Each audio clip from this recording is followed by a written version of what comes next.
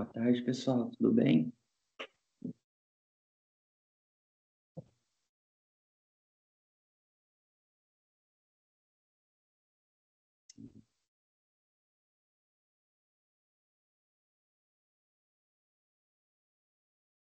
Bom, já que a galera ainda não chegou, então já vou começar a monitoria, tá bom? Para não tomar o tempo de vocês e também por causa que em seguida vocês terão outra monitoria. Acredito eu que é de teoria geral do Estado. Então a gente já vai começar. Primeiramente, boa tarde, né? Estamos de volta depois das provas.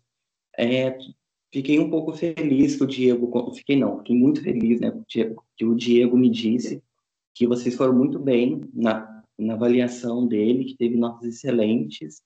Alguns ficaram com 8, mas é uma nota boa. E eu fico feliz por vocês estar demonstrando esse desempenho, colocando na prática o que vocês estão estudando. Então, parabéns a todos vocês que realizaram a prova, aos que ficaram com nota máxima e os que também não ficaram, parabéns. E é isso. Acredito que vocês duas, Duda e Jamila, vocês devem ser do noturno. Se vocês forem do noturno, eu vou começar a falar sobre a verdade, que é uma matéria que a galera da manhã aprendeu e vocês ainda não aprenderam, por conta que aquela aula inaugural que teve acabou, infelizmente, caindo na sexta, que coincide com a data da aula do Diego, que é toda segunda-feira. Então, parabéns os que estudam de noite que estão aqui, porque vocês ganharam um presente. Vocês vão para a aula do Diego segunda com a matéria já fresca, já estudada, tá bom? Eu vou ter que desligar a câmera aqui para poder projetar o slide para vocês, tá joia? Daí eu só peço a ajuda de vocês para ver se o slide está indo, se está aparecendo para vocês, tá joia? Só um minutinho.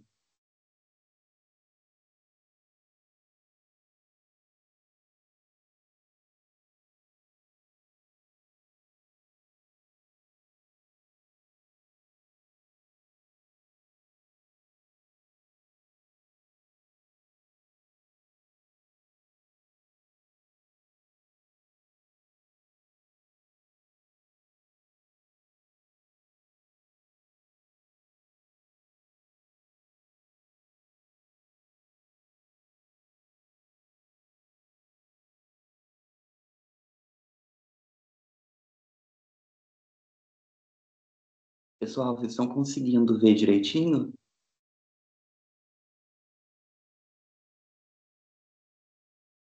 Pessoal, vocês estão conseguindo me ouvir direito? A imagem está aparecendo para vocês? Sim ou não?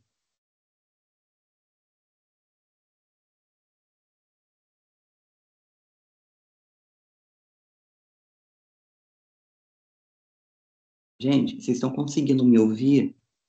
Dá um toque aqui, por gentileza, porque eu tô com um pouco de medo de começar a aula e vocês não conseguiram ouvir, ou não sei se apareceu para vocês. Alguém pode ligar o chat aí para mim, por favor? Assim, tá dando pra escutar, mas tá conseguindo ouvir sim. Oi?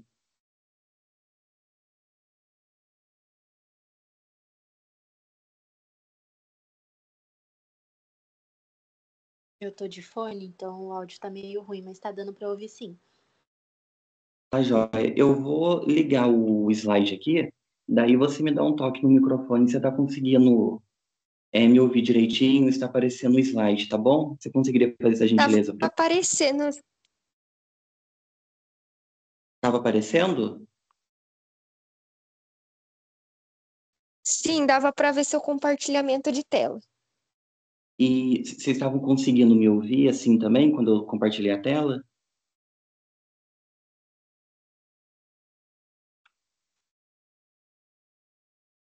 Sim, tava dando pra ouvir sim.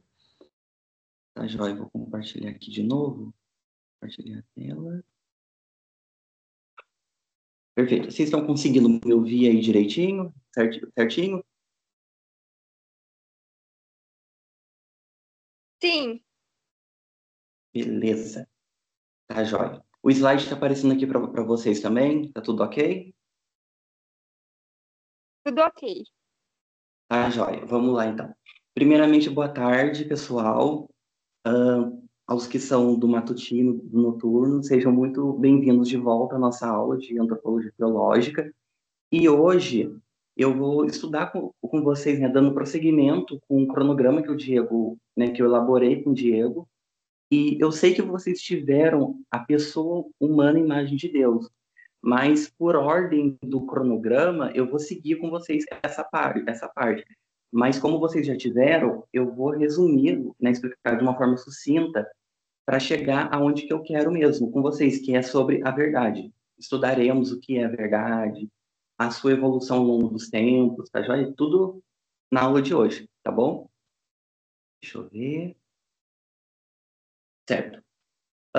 Primeiramente, sobre o primeiro tópico, a pessoa humana de Deus, vamos começar falando sobre a imagem de Deus. Ou seja, o homem criado à imagem e semelhança de Deus. Mas na onde está escrito que o homem ele foi criado à imagem e semelhança de Deus? Onde nós podemos encontrar embasamento para essa resposta, para essa pergunta?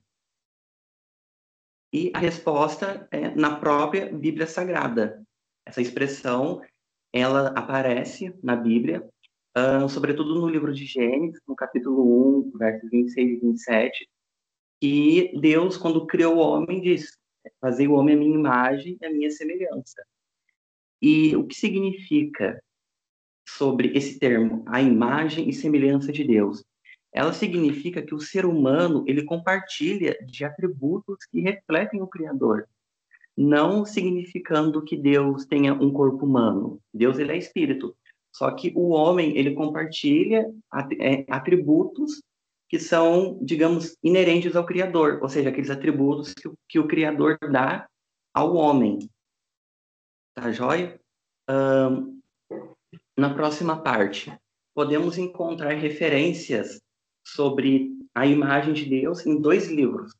De Gênesis, como eu falei para vocês, no início da criação, quando ele criou o homem à imagem e semelhança, temos essa primeira percepção à luz da Bíblia que trata sobre a imagem de Deus, foi no livro de Gênesis, e no capítulo de Lucas, que diz, né, a parábola lá do bom samaritano, que tinha um homem que foi abordado por ladrões, foi espancado, e um levita e um sacerdote passou e nada fez. Daí veio o samaritano, ajudou ele, e exatamente essa parte mostra a imagem de Deus, ou seja, os atributos que o Criador comunica com o homem, que no caso do samaritano foi a bondade, a piedade, a misericórdia, a misericórdia. Ou seja, são atributos que são inerentes ao Criador, só que ele compartilha com a gente. Então, nesse caso, percebemos os 3 atributos: piedade, misericórdia e compaixão. Então, só para ter uma noção da onde que é tirada essa parte, né, essa afirmação, que o homem é criado à imagem e semelhança de Deus. Essa justificativa vem da Bíblia, sobretudo no livro de Gênesis e no livro de Lucas, como eu expliquei para vocês. Tá joia? O próximo tópico. Quando falamos em imagem, logo estamos falando sobre unidade. O que é imagem? A imagem é aquilo que nos torna únicos. Por exemplo, eu tenho a minha imagem. Por exemplo, só existe um José Pedro, ou seja, só existe um. No caso, sou eu.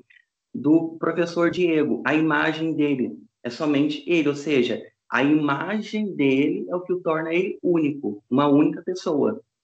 E o que quer dizer ser a imagem de Deus? O que significa? Ser a imagem de Deus quer dizer que o ser humano tem algo de especial em relação às demais criaturas.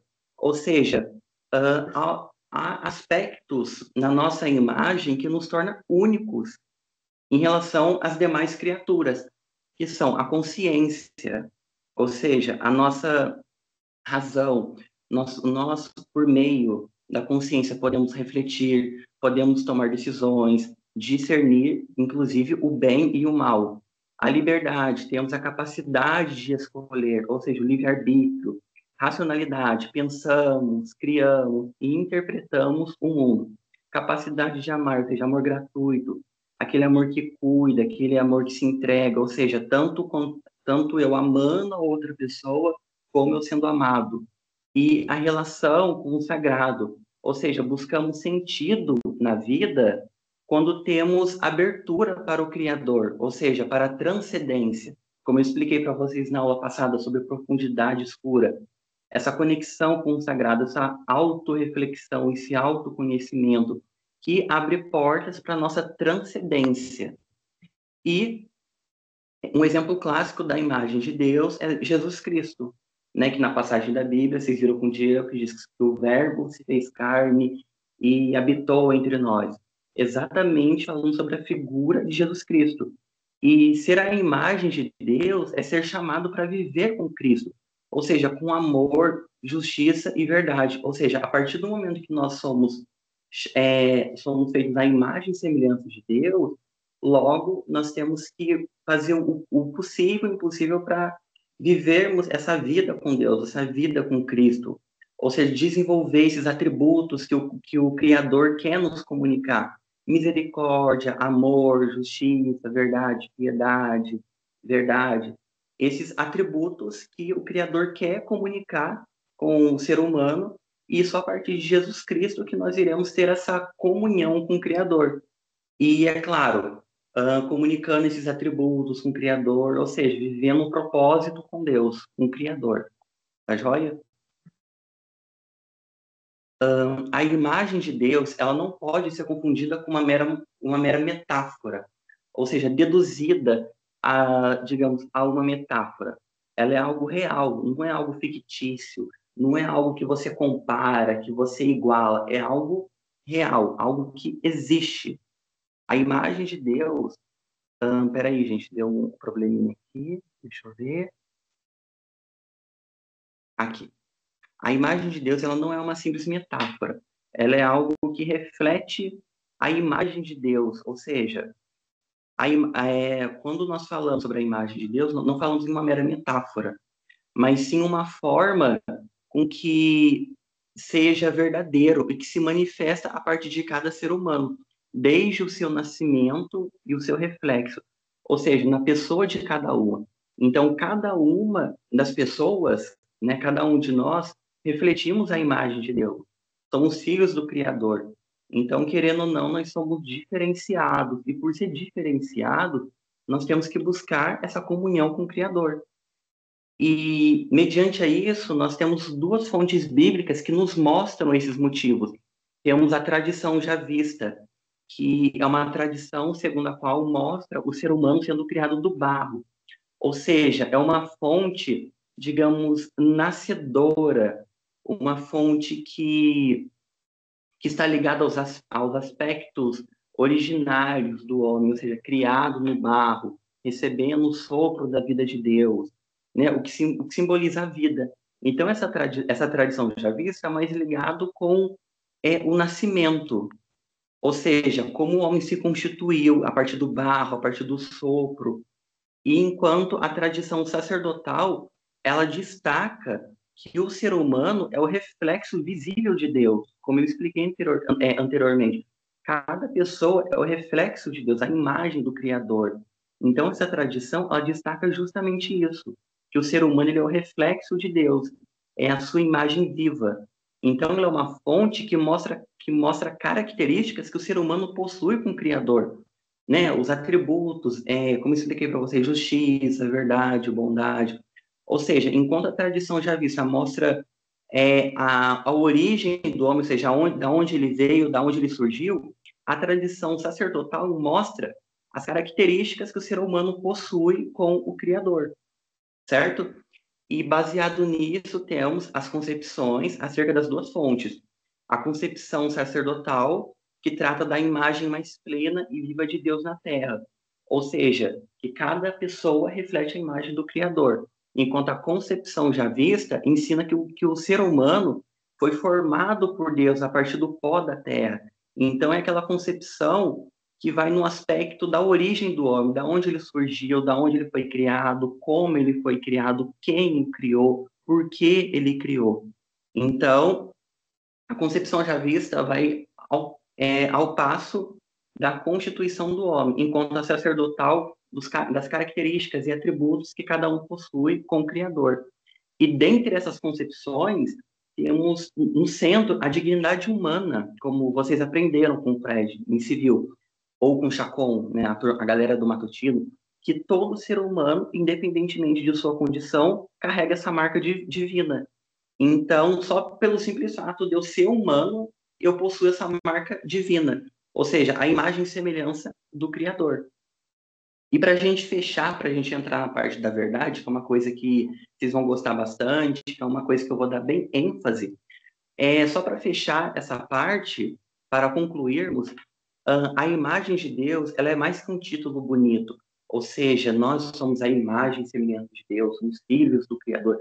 Vai mais do que um título, é uma vocação a viver como Cristo, ou seja, assim como Cristo viveu na Terra, refletindo a imagem do seu Pai, a imagem de Deus, do Criador, nós temos que seguir o exemplo de Cristo, para que então podemos refletir de fato a imagem do Criador.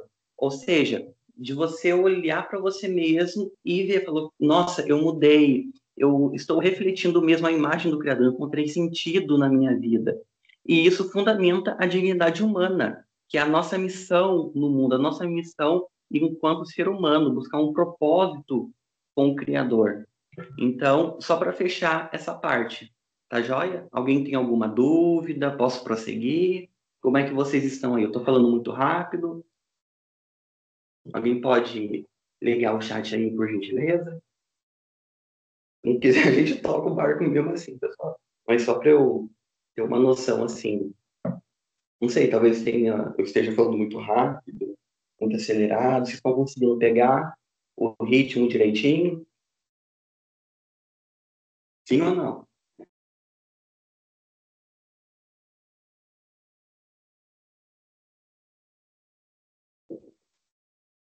Tá tudo certo. Tudo certo? Beleza, então. Então vamos prosseguir. O segundo tópico que eu vou trabalhar com vocês é agora sobre a verdade. Iremos ver agora o que de fato, o que é e de quem é a verdade. O que é a verdade? O que precisa para ser verdade? O que eu preciso acreditar?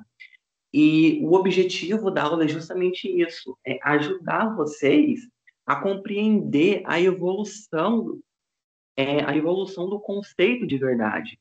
Até porque a verdade, ela passou por diversas modificações ao longo dos tempos. Então, ao longo dos séculos, ao longo do decorrer dos anos, várias concepções, várias ideias, várias correntes filosóficas foram traçadas, criadas, cujo intuito é justamente isso, é explicar de fato o que é a verdade. Esse é o intuito das várias correntes filosóficas, ideologias, pensamentos que vêm surgindo ao longo dos anos para, de fato, conceituar a verdade. Então, agora a gente vai ver. Há um conceito sobre a verdade sempre foi absoluta, ela sempre teve o mesmo significado, em qual época ela teve o seu sentido, qual época ela teve outro conceito, irei explicar para vocês agora. E ao longo das aulas, irei explicar sobre a verdade, mas sua implicação na antropologia teológica, como ela influencia, como ela é vista do ponto de vista da antropologia teológica, e como a revelação cristã de Jesus Cristo, como verdade, transforma nossa missão do ser humano. Para começar, vamos ver o que a antropologia tem a dizer. A verdade não é apenas um conceito racional, um conceito que você pensa, que você tenta decifrar, interpretar, mas uma experiência profunda do ser humano com Deus. O ser humano busca a verdade, porque deseja entender quem ele é, de onde ele veio e para onde ele vai. Então, no aspecto da antropologia teológica, a verdade ela vai de encontro sobre o sentido da vida, o porquê que eu nasci, quem sou eu, qual é o meu propósito, né? O que eu tenho que fazer, o que eu tenho que descobrir, tudo isso são pensamentos que você vai refletindo, que você vai tendo uma auto-reflexão e que você vai encontrar a verdade, que é justamente isso, uma experiência profunda do ser humano com Deus, com o Criador. E daí surge a pergunta, tá, o que é de fato a verdade? Como conceituá-la? Qual o conceito, José, sobre a verdade? A verdade, pessoal, ela é aquilo que toca o mais íntimo do coração, né, do coração humano, e é decisiva para compreender o próprio sentido da existência. Então, a verdade é aquele, digamos que é aquela agulha que vai de encontro lá na sua profundidade, dentro de você, e ela, querendo ou não, vai dando uma, digamos, uma espetada, né, com a agulha. E cada espetada que você vai tomando com essa agulha, você vai percebendo, né, você vai compreendendo o sentido da sua existência. Então, a verdade na antropologia teológica é aquilo que toca o mais íntimo do coração, ou seja, aquela agulha que vai perfurando, que vai, digamos que vai espetando você até você se tocar e refletir sobre ela. E, mediante a isso, você chegar a uma conclusão, que é viver o propósito com Deus e compreender o real sentido da sua existência, o que você está fazendo aqui, o seu propósito, qual o intuito, tá joia? E a Eu posso verdade, fazer uma pergunta? pode, claro, à vontade. Pode ser que esteja muito errado, tá? Eu fiquei em dúvida aqui, porque para antropologia, eles meio que acreditam que Deus é a verdade, né? Sim, Então, sim. na questão só da antropologia ou das outras, a verdade é imutável? Não, assim, no aspecto da antropologia, a verdade está mais ligada sobre uma experiência profunda do ser humano com Deus, ou seja, aquela profundidade escura. Lembra que eu expliquei da Edith? É justamente isso. Então, no aspecto da antropologia teológica, a verdade vai de encontro naquela experiência profunda que o ser humano tem com Deus. Agora, em outros aspectos, outras, outros lugares, a verdade ela foi sendo modificada, como eu vou explicar para vocês agora, que ela sofreu alteração, ou seja, o seu conceito de acordo com, na época da Grécia, na contemporaneidade e na modernidade. Eu vou explicar para vocês. Então, por enquanto, na antropologia teológica, a verdade vai de encontro com aquela experiência que o ser humano tem com o Criador. Ou seja, descobrir o que ele está fazendo aqui, o seu propósito de vida. Você conseguiu entender? Ou Consegui. É mais, tipo assim, ela não é necessariamente imutável na antropologia teológica, mas ela tem muito a ver com a relação com Deus, enquanto as outras ela pode ir mudando. Não tem um princípio básico. Seria isso? Sim, sim. Inclusive, eu vou mostrar para vocês como a verdade ela vem sofrendo alteração com o decorrer dos anos. Que, deixa eu ver, acho, nesse próximo slide. Vamos começar respondendo a sua pergunta por partes. Como o professor daqui da Unisal fala, Jack Stripador, vamos desmembrar o assunto. Vamos começar na Grécia, no mundo grego, na época de Sócrates e Platão. Platão, em Apologia de Sócrates, ele tinha o mesmo pensamento que Sócrates no respeito à verdade. E naquela época, na Grécia, segundo Platão, a verdade ela era uma coisa mais profunda, algo que se descobria e se emanava de dentro do ser humano, e que era preciso ser descoberto por ele mesmo. E essa concepção e perspectiva socrática, ela se diferenciava do movimento sofista, porque enquanto a perspectiva socrática dizia que a verdade, o real significado dela, era a profundidade que o ser humano tinha, ou seja, de se descobrir de dentro dele, ia totalmente contra o movimento sofista, que era mais ligado a discursos, a textos, aquelas coisas mais eloquentes. Então, a verdade na Grécia, naquela época, para Sócrates, era uma coisa mais profunda, que o ser humano tinha que mergulhar nele para descobrir. Inclusive, ele possuía, né, na época, Sócrates, ele a verdade para ele era algo mais pessoal, algo mais íntimo. E ele possuía um compromisso com essa verdade, principalmente com seus interlocutores. Foi então que ele, numa época que ele teve um encontro lá no Templo de Delfos, que ele leu essa frase que está aqui embaixo, que diz: conhece-te a ti mesmo. Ou seja, a partir do momento que ouviu essa frase, Sócrates passou por uma profundidade antropológica, ou seja, ele olhou dentro da sua condição enquanto homem, enquanto ser humano, onde a verdade estaria no interior de cada ser humano, e não nas coisas e nos outros. Ou seja, enquanto o movimento sofista explicava a verdade sobre textos, sobre retórica, nas coisas, nos outros, para Sócrates, a verdade era uma coisa mais pessoal. Era uma coisa ligada ao autoconhecimento, à autorreflexão, quando o ser humano se refletia dentro de si. E a partir do momento que o ser humano refletia dentro dele, ele iria conhecer a ele mesmo. Conhece-te a ti mesmo. E a partir do momento que ele iria se conhecer, ele ia descobrir a verdade. Ou seja, para Sócrates, no mundo grego, a verdade era uma coisa mais pessoal, uma coisa ligada ao autoconhecimento, à autorreflexão, certo? Eu ia E, perguntar se para os sofistas, tipo assim, a verdade era uma única verdade, mas para Sócrates meio que, tipo, ela variava conforme o subjetivo de cada um. Seria isso? Ou não tem nada a ver? oi, você pode repetir, por gentileza, por favor? Desculpa, o áudio tá muito ruim? Não, não, é o... Minha internet que tá um pouquinho negocinho, mas eu já tô dando um negocinho aqui. Eu Você pode... ia perguntar se, tipo assim, para os sofistas, a meio que a verdade era uma absoluta e meio que abrange tudo, né? Já para o Sócrates é meio que subjetiva, cada um tem sua verdade. Seria isso ou tá totalmente errado? Então, para os sofistas, a verdade para eles estava mais ligada na retórica, naquela coisa mais escrita. Enquanto para Sócrates, o conceito de verdade para ele era a partir da autorreflexão. Ou seja, para ele, a verdade era o autoconhecimento, quando o ser humano se autoconhecia. Entendeu? Entendi. Muito, muito obrigada. E desculpa, viu? Não, imagina que isso, não precisa pedir desculpa. Qualquer coisa, pode ligar o chat, pode perguntar. Vocês não podem sair com dúvida daqui, porque senão eu vou ficar bravo com vocês. Mas fora isso, pode fazer quantas perguntas vocês quiserem. Não precisa ficar com vergonha, sintam-se à vontade. Tá joia? Tá, vimos agora que para Sócrates a verdade era uma coisa ligada à autorreflexão. Só que para isso, o Sócrates ele tinha que elaborar um método, uma metodologia, uma forma, uma estratégia para se descobrir a verdade.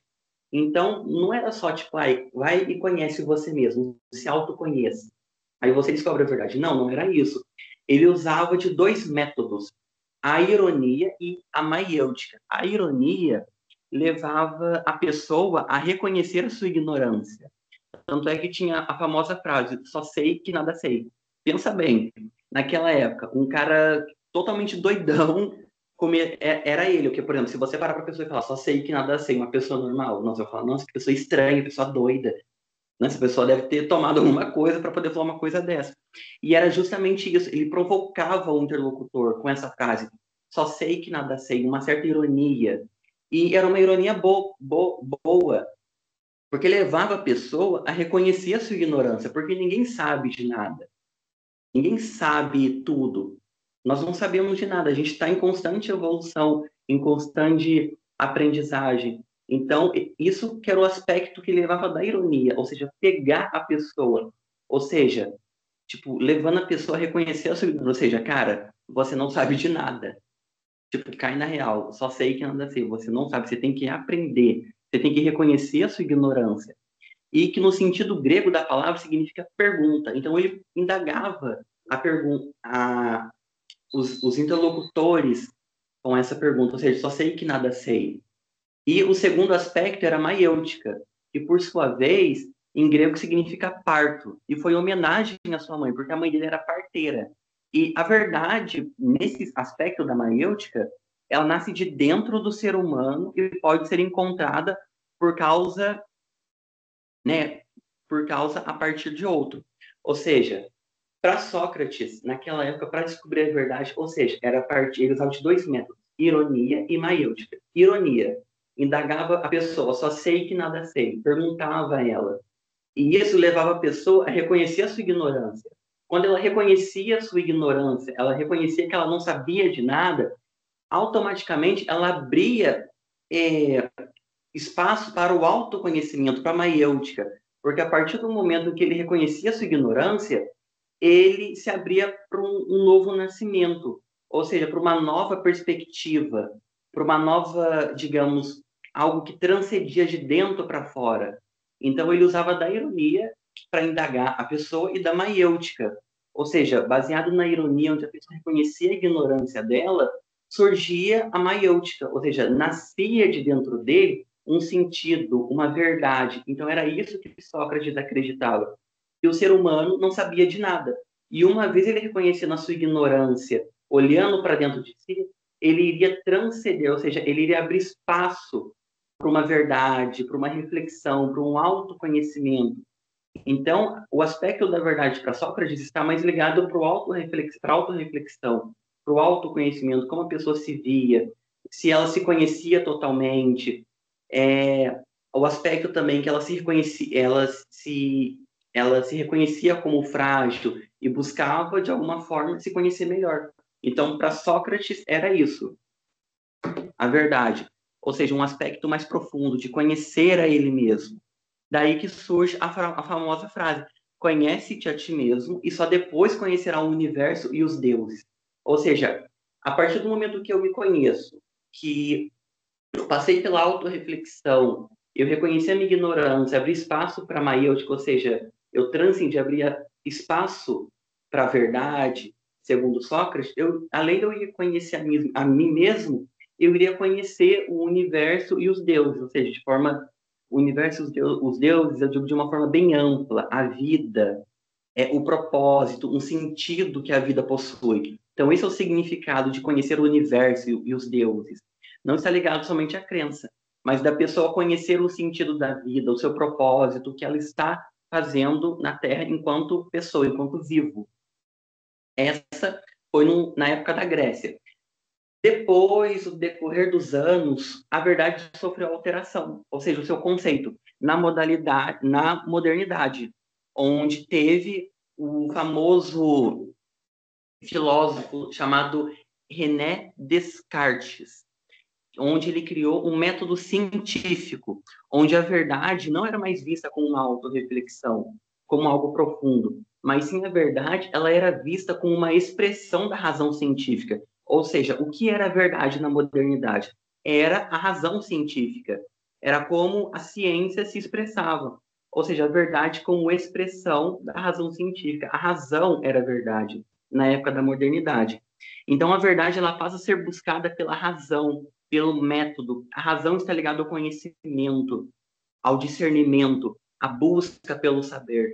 E naquela época, os modernos, diferentemente dos gregos, eles buscavam a verdade não dentro de si, mas na ciência, a partir da concepção dela. Então, a verdade era vista como a ciência, como a sua concepção. A concepção da verdade era a ciência. E, dito isso, esse filósofo, René Descartes, ele propôs duvidar de tudo, até encontrar uma verdade indiscutível. Ou seja, para ele, o sobrenome dele, digamos que era dúvida. Ele duvidava de tudo, de tudo. Ele só parava de duvidar quando ele tinha uma verdade que era irrefutável, indiscutível. Então, para ele, a verdade era algo que você tinha que buscar a partir da dúvida, do questionamento.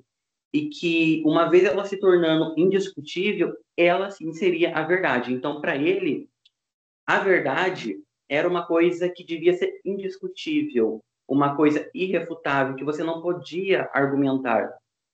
Daí surge a expressão penso, logo existo. Ou seja, essa expressão deriva do eu, da Grécia, e é puro pensamento, ou seja, em que o sujeito existe enquanto pensamento.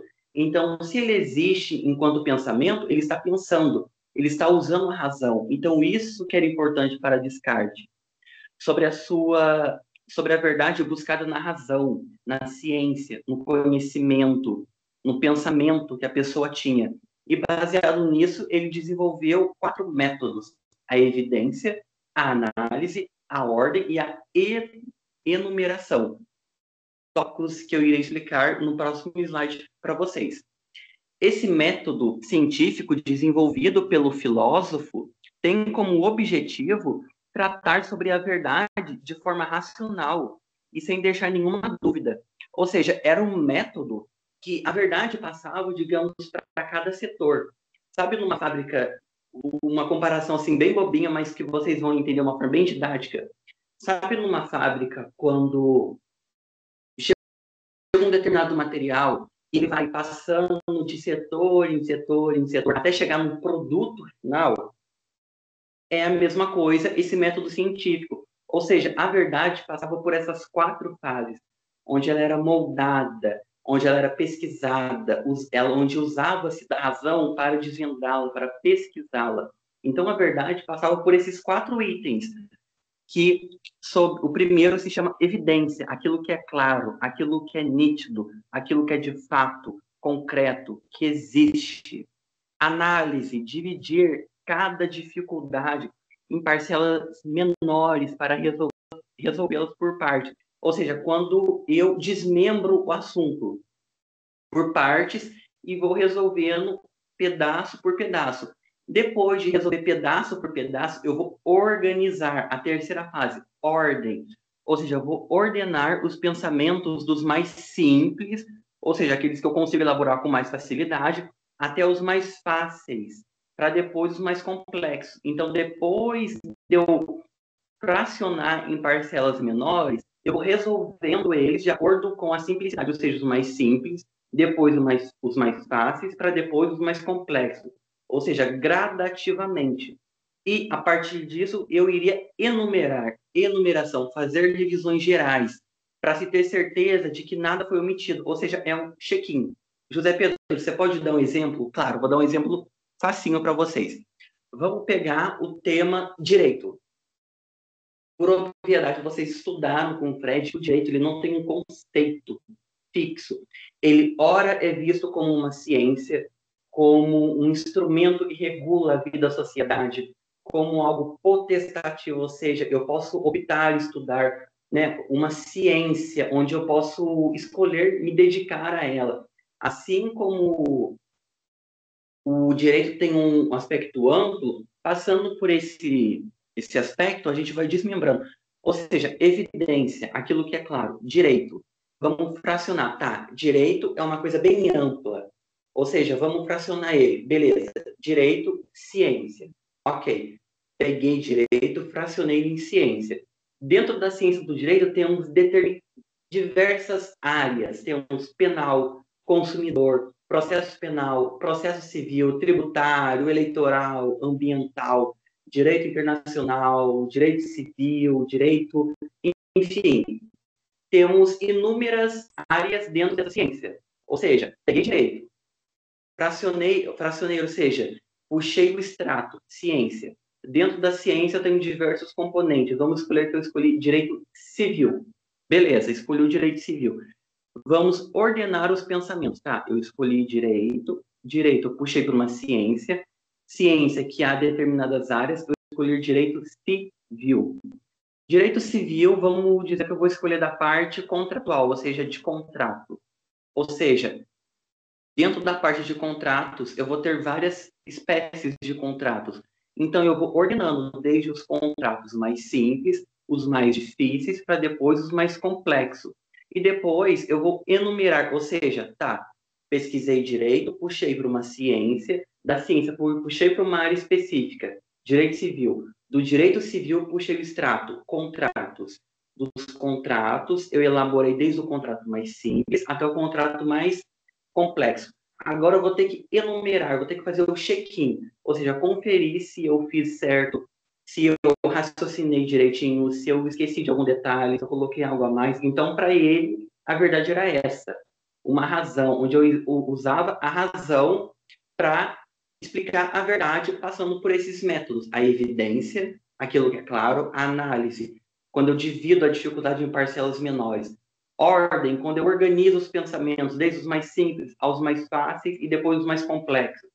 E, logo após, eu enumero, eu faço uma enumeração, eu faço uma revisão, um check-in, um resumo né, para ver se está tudo ok. Ou seja, eu faço uma revisão geral para ter certeza de que nada foi omitido, de que não faltou nada, de que eu acrescentei algo a mais, de que faltou. Então, para ele, a verdade era essa, onde eu usava a razão e passava por esses 4 métodos, onde a verdade iria ser moldada e depois ela iria ser, ó, tá aqui, ó, a verdade passou por um determinado tema, passou por essas 4 fases, tá aqui a verdade. Ela é indiscutível, porque eu passei por esses 4 métodos, eu estudei, eu fracionei, organizei e enumerei. Ela é irrefutável, não há como discutir. Essa era a verdade no mundo moderno. Ou seja, uma verdade irrefutável, onde eu usava da razão para estudar determinado tema e que depois ele iria virar uma coisa irrefutável, uma verdade, digamos assim. E quem desenvolveu isso foi o próprio, né, como expliquei para vocês, René Descartes, que ele deixa uma famosa frase: a verdade virou uma questão de método racional e científico. Ou seja, ela virou uma questão ligada ao método racional científico, onde eu uso da razão e da ciência para conceituá-la, independentemente da fé ou das emoções. Ou seja, naquela época, o que importava para você ter uma verdade, para você ter um conceito sobre a verdade, era você usar a razão e a ciência. A fé e a emoção, eles não se importavam muito. Eles não se importavam, se importavam na razão. Então, a verdade para eles, no mundo moderno, era aquela verdade baseada na razão e na ciência. Simples. Vocês conseguiram entender certinho? Dúvidas? Sim, eu acho que você deixou bem claro. Sério? Ai, que bom, gente. Obrigado. Eu fico muito feliz. Mas caso vocês não consigam entender, vocês podem ligar o chat, pode perguntar, tá joia? E, inclusive, encontro, né, presentes para eventuais dúvidas que vocês precisarem, tá bom? Não sintam envergonhados, podem perguntar à vontade. E qual método que ele usava para isso? Ou seja, qual era a mola precursora que usava-se da razão e da ciência para descobrir essa verdade? A dúvida. A dúvida. Ou seja, quando o René ele batia o olho no determinado assunto e ele tinha dúvida, ele falava, tá estranho, eu não conheço isso daqui. Tá meio, tá, como uma advogada fala, tá beiro duvidoso, isso daqui tá beiro duvidoso. E eu acho que eu vou estudar esse negócio, eu vou usar a razão e a ciência para descobrir aquele ponto que eu estou com dúvida, para no final eu entregar uma verdade indiscutível, irrefutável, indubitável. Então, a dúvida era justamente a mola propulsora que levava, né, a partir da razão e da ciência, descobrir uma verdade, aquela verdade pura, aquela verdade, digamos, irrefutável. Então, a dúvida era um método que ele usava, ou seja, a mola propulsora que levava ele a conceituar a verdade, aquela verdade pura, irrefutável. Então, as regras do método dele evidenciam uma preocupação com a existência da verdade. Deve-se afastar da opinião ou dos sentidos e buscar uma verdade primeira, que não possa ser posta em dúvida. Então, naquela época, a regra do método era o seguinte: a preocupação com a existência da verdade e entregar uma verdade sem dúvida, uma verdade pura, que não causasse dúvida na pessoa, que a pessoa batia o olho e falava, nossa, essa é a verdade, não tenho argumentos para refutar, essa é uma verdade, cara. Eu não tenho o que falar, eu não tenho o que refutar. Então, era praticamente naquela época aquela preocupação em entregar uma verdade pura, uma verdade irrefutável, uma verdade a qual a pessoa batesse o olho e iria falar: não tenho argumentos. Essa é a verdade pura. E um dos exemplos que eu tenho para dar para vocês, que até hoje eu acho bem legal, a gente buscar o conhecimento usando a dúvida, ou seja, o questionamento. Quando eu questiono as coisas, quando eu vejo uma situação, eu não me conformo, eu quero entender, tipo, mas o porquê daquilo? Por que a pessoa pensa isso? Qual a verdade? Qual o outro lado? Qual o porquê, o sentido? Será que isso é real? Então, a dúvida faz parte desse método. E eu trouxe 3 exemplos, como está descrito aí no slide, em que vocês podem questionar, ou seja, é fundamental termos nosso senso crítico, ou seja, a gente criticar algo, entendeu? A gente duvidar, ou seja, a afirmação do senso comum. A gente não é obrigado a concordar com a afirmação do senso comum. O senso comum prevê a verdade. O senso comum não fala da verdade. Então eu posso sim questionar o senso comum. Tá, ele está afirmando tal coisa, tá? Por que você está afirmando? O que te levou a fazer isso? Por que eu tenho que pensar dessa forma? Argumentos de autoridade. Muitas das vezes você pega aquela autoridade, nossa, que homem eloquente, que mulher eloquente, fala com palavras chique, com jargão. Nossa, sinceramente, olha, tô sem palavras. Será que a gente pode acatar todos esses argumentos ou a gente pode duvidar de certos argumentos? Até porque tem certas autoridades, que não convém falar aqui no Brasil, que a gente questiona totalmente os argumentos, que são totalmente refutáveis. E a gente pode refutar, em alguns casos, dar uma bela de uma risada e, se possível, entregar uma resposta melhor do que esses argumentos. E a terceira, a realidade do mundo exterior. Qual é a realidade do mundo exterior? Por que é essa realidade? Quem que vê esse determinado? Ou seja, eu estou com dúvida nessa parte. Então é essencial a gente ter dúvida, exercer o nosso senso crítico. E era isso que importava para ele. Você ter uma dúvida, você questionar, você buscar aquela verdade e entregar ela para que ela seja irrefutável. Tem até uma série que não convém falar, que eu amei muito assistir, que é O Mundo Sombrio de Sabrina. Tem uma frase que me marcou bastante, tem total a ver com a aula, que em um determinado momento, o Fausto... Nossa, gente, eu tô com coisa dessa, pelo amor de Deus, o Bruno Criado nunca saiba disso, senão ele vai me enganar. Enfim, quando o Faustus Blackwood fala encontre respostas para as perguntas, desafia, crie palavras melhores. Ou seja, a dúvida levando isso, ou seja, eu criticar aquilo, aquela resposta, eu buscar pesquisar, ou seja, eu duvidar e no final criar respostas melhores. Entenderam? Ou seja, encontrar respostas para essas perguntas, desafiar e entregar uma resposta verdadeira, né? Uma resposta melhor. Crie respostas melhores, verdades melhores, pontos de vista melhores. Entenderam? E passamos para o terceiro tópico. Vimos que na Grécia a verdade era vista como uma autorreflexão, a partir da ironia, que levava o ser humano a reconhecer a sua fragilidade, a sua ignorância, e mediante isso fazer com que ele tenha uma autorreflexão, um autoconhecimento de si, se abrisse para a transcendência. No mundo moderno, razão, usava-se da razão, da ciência para descobrir uma verdade. Passava-se pelos 4 métodos, onde ao final a verdade entregaria uma verdade absolutamente irrefutável, uma verdade pura, uma verdade, digamos, perfeita. E passamos agora para a contemporaneidade. Vamos ver o que ela disse.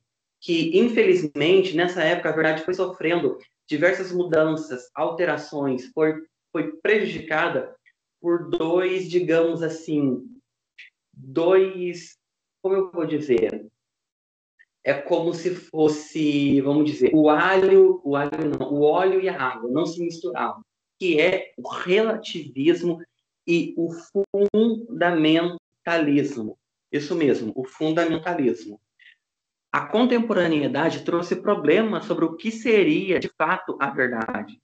Por um lado, acreditava-se que existia apenas uma única verdade absoluta, uma verdade absoluta, que é ligada ao fundamentalismo. E do outro, acreditava-se que não existia verdade, nenhuma consideração, entendeu? Apenas um ponto de vista. Então, eles brigavam o fundamentalismo e o relativismo. Ou seja, o fundamentalismo dizia: essa é a verdade absoluta, a minha verdade absoluta é essa a verdade, acabou. O relativismo, não existe verdade, não existe nenhuma consideração a respeito disso, apenas ponto de vista, apenas mero ponto de vista, meras opiniões. Então não existe essa verdade absoluta. Então eles empatavam, eles brigavam entre si. Então atrapalhou muito sobre o que seria de fato a verdade na época contemporânea, até porque o relativismo brigava dizendo que não existia verdade, era só um mero ponto de vista, enquanto o fundamentalismo brigava dizendo não, existe a verdade, e essa verdade é a absoluta, é a que eu penso, e acabou. Essa era a briga que tinha.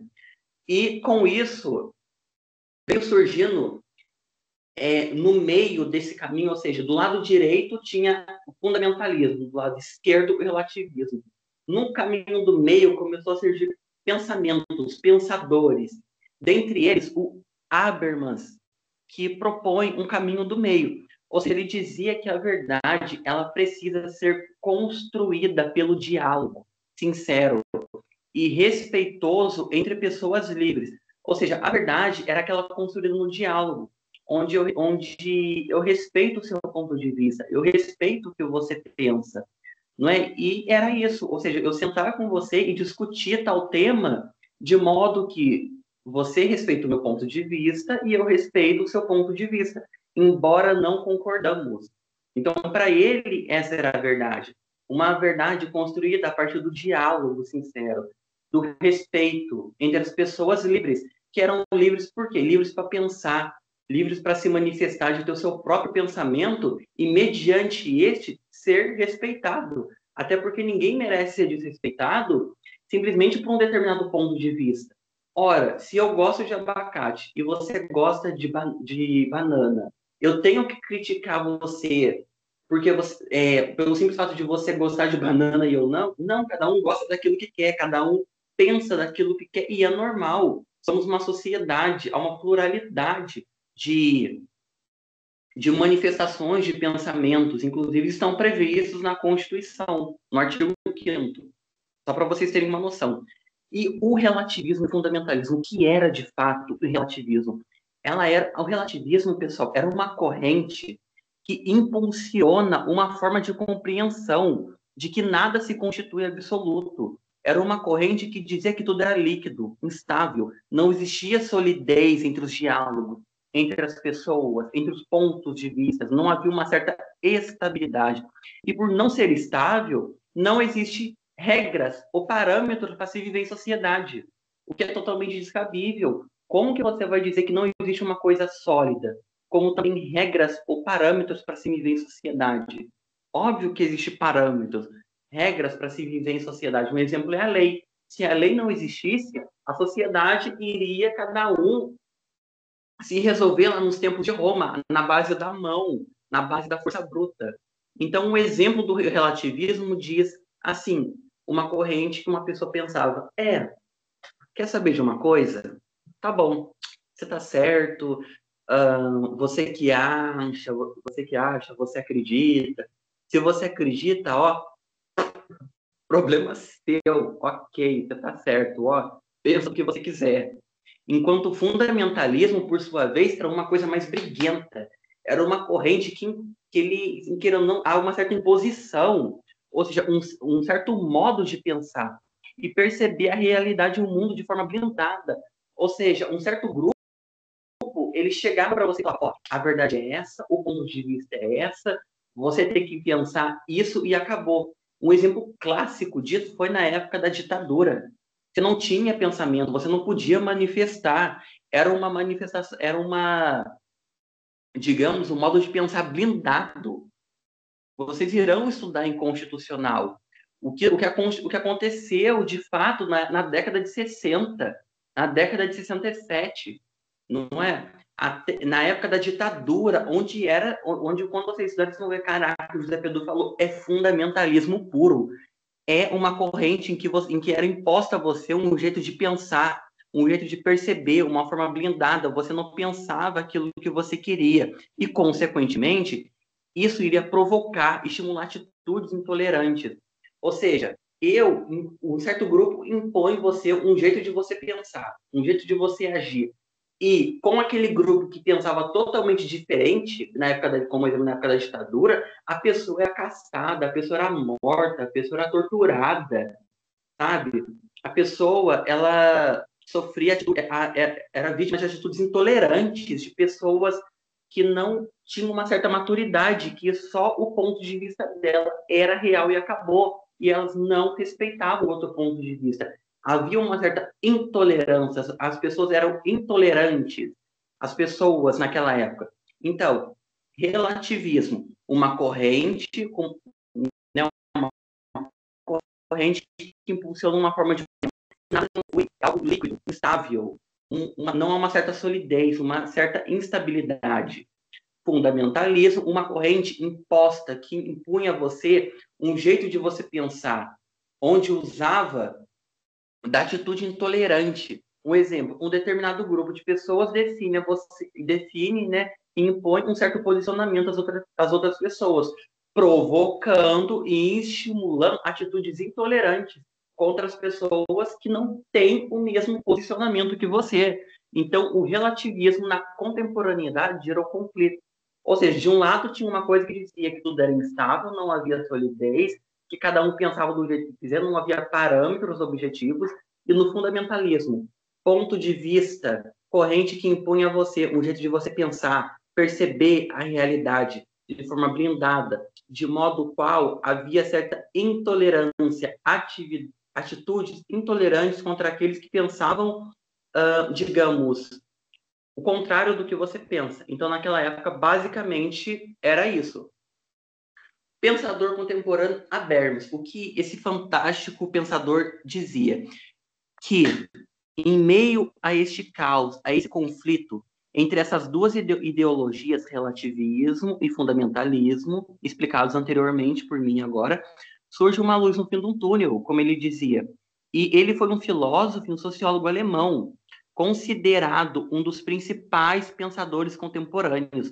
E foi por meio dele e de outros pensadores que foram surgindo e formando o entendimento da necessidade de critérios reguladores a serem assumidos por comunidades comunicacionais com tentativa de combater o relativismo. Ou seja, ele foi uma luz no fim de um túnel, porque ele propôs um meio, né, ele, os pensadores, que foi surgindo e formando um entendimento da necessidade de adotar um critério para você conversar, para você comunicar a pessoa, na tentativa de combater o relativismo, ou seja, aquela que não havia uma solidez. Ou seja, ele dizia que tinha que ter um critério para justamente se solidificar o assunto, o debate. E, mediante a isso, ele elaborou 4 tipos, né, como eu vou dizer para vocês, de critérios. Clareza, o esforço para que nossa fala seja clara. Ou seja, o que eu tenho que estar transmitido para vocês tem que ser de uma forma clara, de uma forma objetiva. Por isso que eu pergunto para vocês toda hora se vocês estão com dúvidas. Se precisar, eu volto no conteúdo desde o começo. Porque eu quero, a todo custo, transmitir uma certa clareza naquilo que eu comunico para vocês. Ou seja, eu me esforço ao máximo para que a minha fala seja clara, seja objetiva, que vocês possam entender o que eu esteja falando. Veracidade, argumentos e fundamentos que se pautam em coisas verais. Ou seja, eu me pauto meu argumento, meu fundamento em algo real, em algo que existe, em algo concreto, algo que você pode ler, que você pode pesquisar. Ou seja, vocês vão debater daqui a algum semestre, né, o clube de argumentação, e que vocês irão usar argumentos e fundamentos que se pautam em uma coisa concreta, solidificada. Qual é? A lei, a doutrina, jurisprudência. Então, querendo ou não, são coisas em que, né, são certos atos que vão demonstrar veracidade, onde vocês irão usar argumentos e fundamentos que se pautem em algo concreto, algo, digamos, que você pode ler, que você pode pegar. A exemplo, lei, doutrina e jurisprudência. Inclusive, vocês vão amar o semestre que vem. Não vou nem dar spoiler. Autenticidade, coerência em nossas atitudes e expressões. Nada adianta eu chegar para vocês e falar bonito, falar coisa linda e eloquente, se eu não demonstro a minha atitude, se eu sou hipócrita. Então é isso que vai dizendo sobre a autenticidade, coerência, não somente naquilo que eu falo, mas nas minhas atitudes, nas minhas expressões, que o corpo fala. O corpo fala. Não só na minha linguagem verbal, mas na minha linguagem não verbal, eu tenho que transmitir autenticidade, coerência. coerência nas minhas atitudes e nas minhas expressões. E, por último, a normatividade. A minha fala, ela deve respeitar as regras do discurso. Jamais a minha fala deve conter palavras de baixo calão, palavras que ofendem, palavras pejorativas, palavras que insultam as pessoas. Então, a minha fala deve respeitar a moral, a ética, as regras. E, de modo algum, eu posso usar a fala para constranger ou manipular um interlocutor. Até porque isso não é uma comunicação, digamos, uma comunicação eficaz, uma melhor comunicação, uma comunicação assertiva. Além de eu fazer esforço para que minha fala seja clara, os meus argumentos e fundamentos serem sustentados em algo concreto, além de eu demonstrar coerência nas minhas atitudes, eu tenho que demonstrar na minha fala, de modo não só respeitar as regras do discurso, a ética, a moral, mas também eu tenho que usar a minha fala não para te constranger, não para te manipular, mas para transmitir algo que eu queira para você, sem manipular e constranger você, até porque isso não é uma comunicação, mas sim uma coisa ligada, digamos, ao fundamentalismo, digamos assim, uma coisa mais imposta, né? Uma coisa mais manipulada, onde eu quero que você entenda só o meu lado, onde eu te manipulo a entender apenas o meu lado, entendeu? E para fechar, tem uma frasezinha aqui que eu gostei bastante, que na sociedade atual precisamos de um compromisso com a verdade compartilhada, sem arrogância e sem diferença. Espera aí, gente, vou tomar uma água aqui que uma hora falando que minha garganta tá seca, gente. Parecendo a vovó do Cid da Era do Gelo. Espera aí.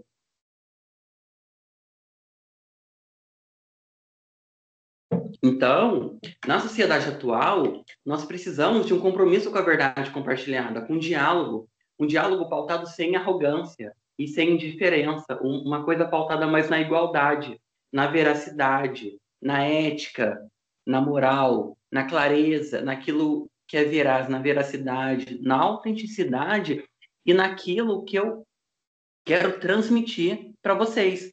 Então, é isso que esse pensador dizia, que, querendo ou não, nós temos que desenvolver e ter uma comunicação, digamos, mais assertiva, né? Aquela comunicação com compromisso com a verdade, uma verdade coerente, um compromisso de fato, sem arrogância, sem indiferença e pautado mais na igualdade. Esse que era o pensamento dele e de outros pensadores que foram pensando em outros pensamentos e que não se submeteram, mas sim questionaram e inventaram pensamentos que não se encaixavam tanto no relativismo quanto no fundamentalismo, até porque são duas coisas totalmente difíceis, totalmente horrorosas e que não iriam agregar em nada na sociedade, certo? O último tópico para vocês, a verdade como revelação. Estudamos a verdade, como ela foi conceituada ao longo dos anos. Agora iremos ver a verdade como revelação, no aspecto antropológico, na antropologia, baseada na Bíblia. A verdade como revelação. Na teologia, a verdade ela não é um conceito, é uma pessoa. Jesus Cristo. Jesus Cristo diz que ele é o caminho, a verdade e a vida. Então, a verdade, no aspecto antropológico, é a pessoa de Jesus Cristo. Jesus Cristo é a verdade como revelação. Ou seja, Jesus foi a revelação da verdade. O próprio Cristo, ele é o caminho, a verdade, a vida, como ele diz na carta no apóstolo, né, no livro do seu apóstolo João, capítulo 8, versículo 32, que diz sobre a verdade vos libertará. E essa verdade é Cristo. A partir do momento que eu tenho uma convivência com Ele, uma comunhão, a verdade que Ele vai me libertar de certos traumas, de certas barreiras, impedimentos que me faça ver o sentido na vida, à luz de Cristo, à luz da Bíblia, à luz do sagrado, do dado revelado. E na teologia, a verdade é Cristo. A verdade, ela é Cristo, que diz que ele é o caminho, a verdade e a vida, e que Cristo, sendo a verdade, nos libertaremos, digamos, da nossa prisão, do que nos aprisiona dentro da nossa profundidade escura, que nos impede de exercermos a autorreflexão, de nos autoconhecermos. Então, no aspecto antropológico, a verdade, como revelação, é o próprio Jesus Cristo, que nos convida a viver um propósito segundo o qual ele é a verdade, o caminho, a vida, certo? E a Bíblia nos mostra que Jesus é a verdade, como eu expliquei para vocês, o caminho para o divino. A trilha que leva, Jesus é a trilha, o caminho, a ponte que nos leva para o caminho para o divino, para uma comunhão com Deus, para comunicarmos os nossos atributos a partir da comunhão, amor, misericórdia,